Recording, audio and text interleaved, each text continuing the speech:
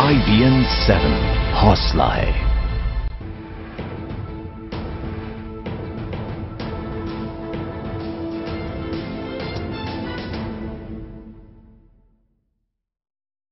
नमस्कार, आप देख रहे हैं स्पेशल रिपोर्ट। मैं हूं रुचा अनिरुद्ध। पेशावर में जो कुछ भी हुआ उसे देखकर पूरी दुनिया आज भी रो रही है। ये दर्द कभी भुलाया नहीं जा सकता, लेकिन दर्द की उन कहानियों के बीच कुछ सवाल भी सामने आ रहे हैं कि आखिर ये सब कुछ हुआ क्यों तालिबानी हैवान इस हद तक गिर गए। दरअसल सच तो यह है कि तालिबान जिसे खुद की बहादुरी बता रहा है वो उसका बहुत बड़ा डर है, और इस डर की वजह है मलाला यूसुफजई। बौखलाहट में तालिबान ने पेशावर में जो कदम उठाया उसके बाद हजारों मलाला सामने आएंगी, तालिबान को तालीम से टक्कर देंगी, और वो इसलिए क्योंकि तालीम से ही डरता है तालिबान।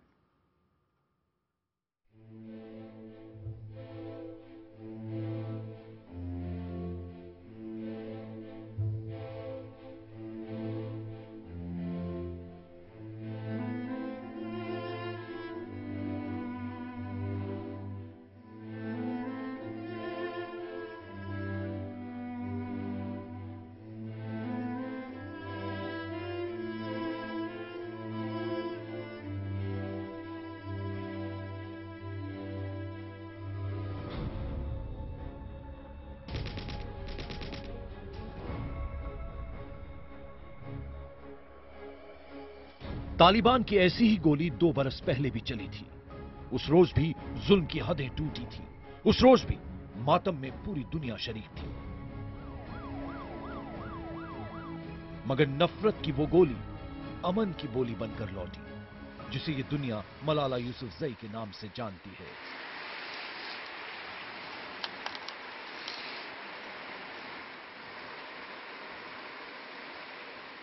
हम हॉल में बैठे थे कि अचानक फायरिंग शुरू हो गई, जिसके बाद हमारे टीचर्स ने होशियारी का मुजाहरा करते हुए हमें कहा कि आप सारे खामोशी से नीचे बैठ जाए। अचानक से बहुत ज्यादा फायरिंग हुई, उधर से आर्मी वाले जा रहे थे, उन्होंने बताया कि उधर अटैक स्टार्ट हो गया, 7-8 लोगों ने हमला कर दिया हम पे। जैसे ही फायरिंग स्टार्ट हुई, हमारी मैम ने हमारे सर नीचे करवा के हमें एक कोने में बिठा दिया।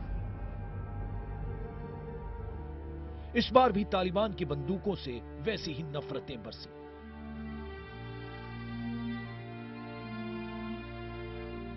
पेशावर में चंद पिशाचों ने 132 मासूमों की जान ले ली। इस बार हैवानियत की इंतहा हुई।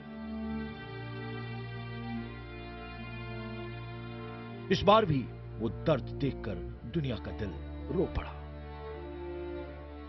एक हमारा भतीजा था, एक बेटा था, गुलशेर जिसका नाम है, उसकी डेथ हो गई है, और इन बगातों को अभी तक सुकून। आपका बच्चा पढ़ रहा था अंदर 9 में था, 9 में। नासर उसका, गुलशेर नासर उसका नाम था। उन मासूम बच्चों ने क्या गुनाह किया, क्या कसूर था उनका?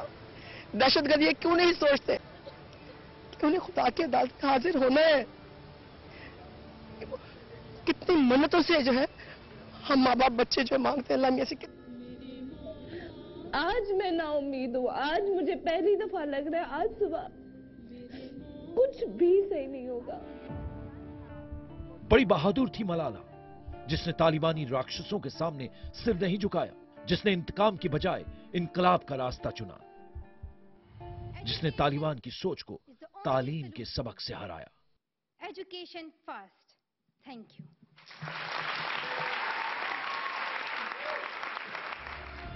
जो मासूम मंगलवार की दोपहर तालिबानी हैवानों का शिकार बने, उनके लिए भी मलाला एक मिसाल थी। जो बच्चे दहशत का वो खूनी खेल अपनी आंखों से देखकर लौटे हैं, उनके लिए भी मलाला एक हिम्मत है।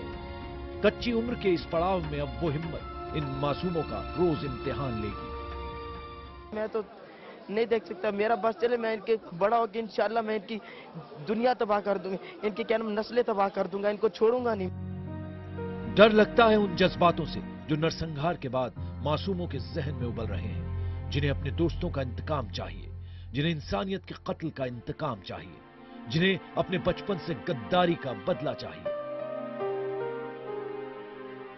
हमें यकीन है कि बढ़ती उम्र के साथ ये मासूम भी जंग के असल रास्तों पर निकलेंगे। इनका भी उस यकीन से सामना होगा कि तालिबान को तालीम ही हराएगी।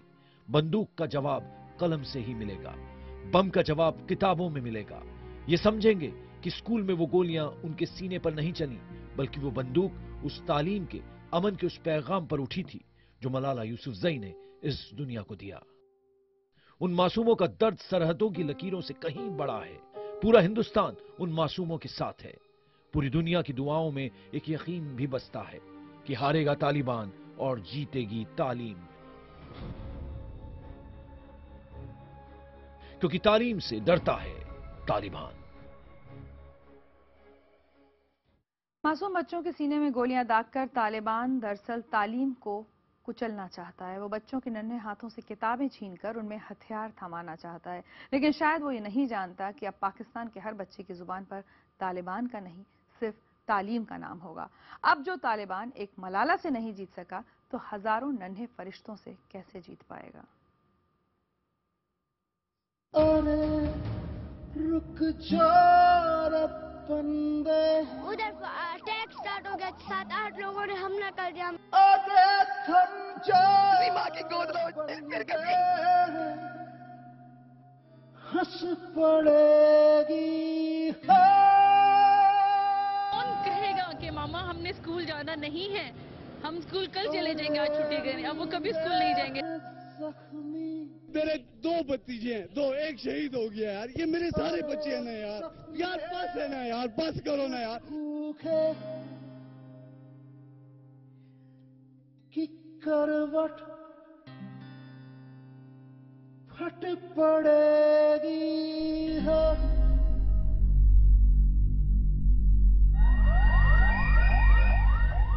इन तस्वीरों को, इन ताबूतों को, अस्पताल में पड़े इन जख्मी मासूमों को देखकर अगर तहरीक तालिबान पाकिस्तान को ये गलतफहमी है कि उसने अपना बदला कामयाबी से लिया है, तो जरा गौर से इस बच्चे को भी सुन ले। बस हमने समझा रिपेयरिंग हो रही है, कुछ आवाजें आई शुरू। एक गेट उन्होंने तोड़ दिया, तोड़ के जैसे अंदर दाखिल हुए बच्चे सारे नीचे लेट गए और उन्होंने हर हाल में हमारी चेयर्स हैं, वो हर चेयर्स में आके उन्होंने बच्चों को गोली मारी। मैं तो नहीं देख सकता, मेरा बस चले, मैं इनके बड़ा होकर इंशाल्लाह मैं इनकी दुनिया तबाह कर दूंगा, इनकी क्या नाम नस्लें तबाह कर दूंगा, इनको छोड़ूंगा नहीं। इस एक बच्चे की आवाज आज पाकिस्तान की आवाम की आवाज है। दर्द के दरिया से उपजी उस हिम्मत की आवाज है जिसमें पाकिस्तान को नई मलाला नजर आ रही है। ये वो पल है जिसमें दहशत की गोली को तालीम की ताकत से मात देने की बुनियाद रखी जा रही है। अगर ये दर्द साझा है तो ये हौसला भी साझा है जो ऐसे हमलों का जवाब देने की हिम्मत रखता है। जो हुआ वो गलत हुआ, ये तो वो मासूम भी समझते हैं जिन्होंने बस स्कूल में दाखिला लिया ही है। बेटा ये जो कल जो वाकया हुआ है, इस पर आप क्या कहते हैं? कल जो पेशावर में ब्लास्ट हुआ है, मुझे बहुत अफसोस है, ऐसा नहीं होना चाहिए था।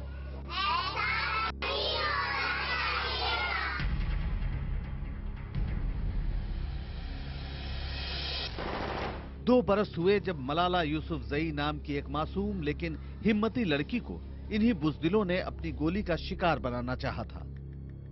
लेकिन इस एक लड़की की हिम्मत ने पूरी पाकिस्तान ही नहीं बल्कि पूरी दुनिया में तालीम की अहमियत को नए सिरे से साबित किया। मलाला को शांति का नोबेल पुरस्कार उस छोटी सी लकीर के सामने एक बहुत बड़ी लकीर खींचने की कोशिश है जो दहशतगर्दों ने खींच रखी है।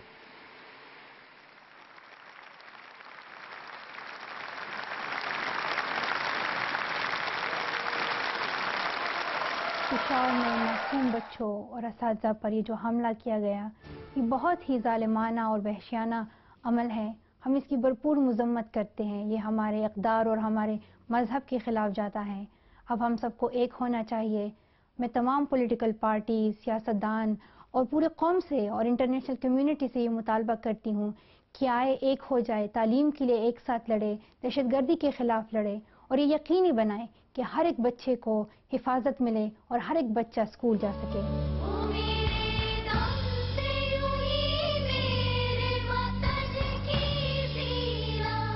तालिबान का मायने तो खुद छात्र होता है लेकिन लगता है कि जिन 9 लोगों ने पेशावर में खून की होली खेली, उन्होंने अपने सारे सबक दहशतगर्दी की पाठशाला में पढ़े होंगे।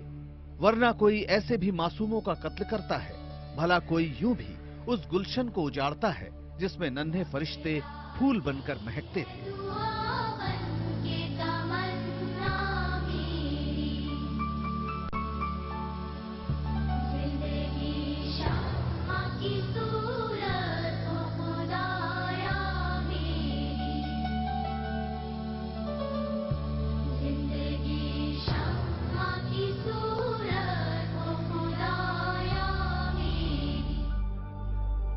पाकिस्तानी बच्चों और उनके माँ बाप का हौसला दिखाता है कि तालिबान लाख कोशिश कर लें अपने आतंकी मंसूबों के जरिए कलम की ताकत को कुचलने की,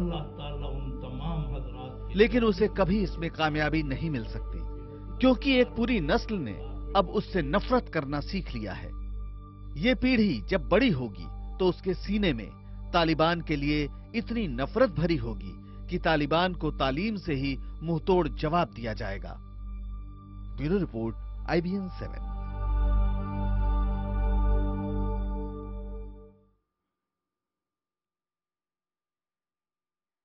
जिन बच्चों को पालने में माता पिता अपनी हर तकलीफ भूल जाते हैं, दहशतगर्दों ने जिगर के उन टुकड़ों को तकलीफ और दर्द की हद से गुजारने में गुरेज नहीं किया। लेकिन इतने पर भी पेशावर का हर बाशिंदा अपने बच्चों की पढ़ाई से कोई समझौता करना नहीं चाहता, क्योंकि वो लोग अब जानते हैं कि पाकिस्तान का भविष्य किताबों में ही छुपा है।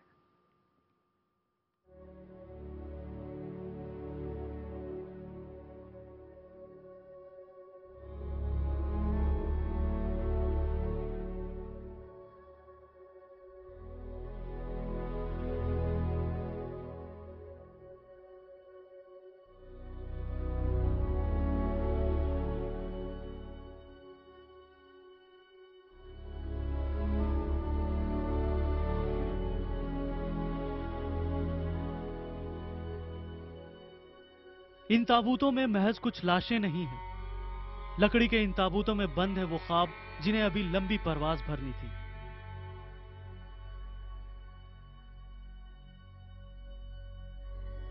वो ख्वाहिशें जो माँ बाप के दिलों में अपने जिगर के टुकड़े को तालीम पाते देख हिलोरें ले रही थी, लेकिन सब कुछ एक गुजरता लम्हा छीन कर ले गया। वो 9 थे जो 132 नौनिहालों को अपनी गोलियों का शिकार बनाते वक्त जरा भी नहीं हिचके। इनको ना छोड़े, इन दहशतगर्दों को ना छोड़े, इनको इब्रतनाक सजा दे, इनको इब्रतनाक सजा दे, किसी माँ की गोद ना उठे फिर कभी। यूं तो हर सवेरा नई रोशनी और नई उम्मीदें लेकर आता है, लेकिन पाकिस्तान में आज का सवेरा जैसे हुआ ही नहीं। पेशावर की हर गली में मातम पसरा है।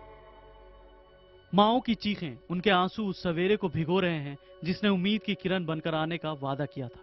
दहशत का दर्द कई चेहरों पर अब तक चस्पा है। मुझे ये बताइए, एक माँ बाप 20-20 साल अपनी मेहनत कर रहे हैं यार, और आने वाले ने 20 मिनट भी नहीं लगाए यार। नवाज शरीफ के साथ, सदर के साथ 100 गाड़ियां फिर रही हैं यार। बस है ना यार, खुदा को मानो यार पाकर भी आ जाओ यार, तुम ले लो यार, ये नहीं कर सकते यार।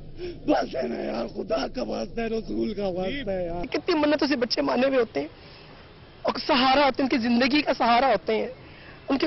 मैं माँ ना, मेरा बच्चा बीमार हो जाए, मैं कहती हूँ मेरे बच्चे कुछ ना, अल्लाह मियाँ इसकी तकलीफ मुझे दे दे, मेरे बच्चे कोई तकलीफ ना पहुंचे। उन माओ पे क्या गुजर रही होगी, उन वालिदैन पे क्या गुजर रही होगी जो अपने बच्चों को इस हालत में देखेंगे। सुना आतंक का नंगा नाच करने वालों, सुना तहरीक तालिबान की बात करने वालों। एक जवान होती पीढ़ी को बर्बाद करके कौन सा बदला हासिल होता है, ये समझने के लिए शायद शैतान का ही दिमाग चाहिए होगा, वरना इंसानियत के लिए तो ये सोचकर ही रोंगटे खड़े हो जाते हैं।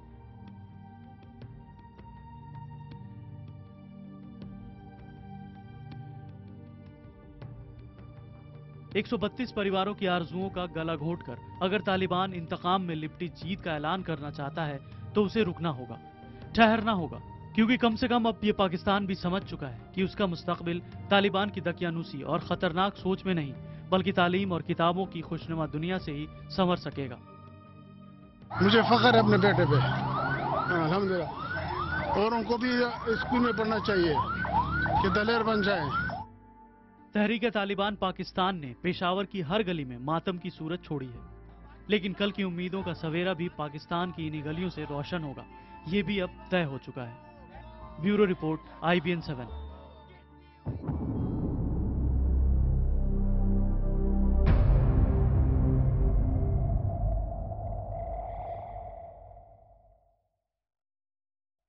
आप देख रहे हैं स्पेशल रिपोर्ट। मंगलवार की सुबह पेशावर में जो शैतान स्कूल में दाखिल हुए, दरअसल ये वही गुट था जिसने 2012 में मलाला पर भी हमला किया था। लेकिन उस जंग को जीतकर मलाला दुनिया के सबसे बड़े सम्मान तक पहुंची। सच तो यह है कि मलाला को नोबेल सम्मान ही तालिबान की बौखलाहट की वजह बना। पिछले कई दिनों से उन इलाकों में तालिबानी फरमान सुनाया जा रहा था कि मलाला के नोबेल पर जश्न मनाना मना है। लेकिन जो मलाला गोलियों से नहीं डरी, उस मलाला के समर्थक दहशतगर्दों की आवाजों से क्या डरते। नतीजा, जो तालिबान मलाला को नहीं हरा सका, उसने मासूम बच्चों पर गुस्सा निकाल दिया।